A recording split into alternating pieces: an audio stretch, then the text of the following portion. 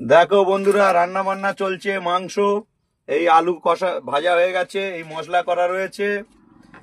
Gas বাইরে থেকে ভাড়া করে নিয়েছি। আমার মালিক তো গ্যাস কিনতে দেয় না, গ্যাসও দেয় না।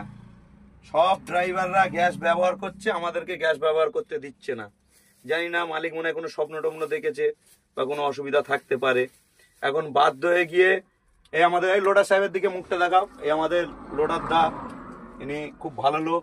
যদি জয়দেবে লোড করতে আসেন, এনার সঙ্গে যোগাযোগ করবেন। একদম ফ্রি বালি বালি বালি লোড করতে আসবেন, তাহলে এনার সঙ্গে যোগাযোগ করবেন। ইনি মোটামুটি একদম ফুল সার্ভিস, ফুল সার্ভিস। নিজাম ভাই বললে সবাই চিনবে, ফুল সার্ভিস। না, একদম সকাল গাড়ি ঢোকা থেকে আরম্ভ করে যতক্ষণ না লোড হবে, আপনাকে ছেড়ে কোথাও যাবে না। আপনার যত কিছু যা কিছু লাগবে উনি সব ব্যবস্থা করে দেবে, কোনো অসুবিধা নেই।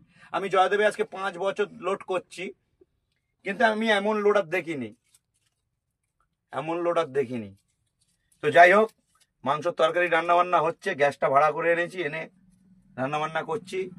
গ্যাসের দোকানদারকে 100 টাকা দিতে হবে। তো রান্না বান্না প্রায় শেষাগত, ভাত হয়ে গেছে হাঁড়িতে।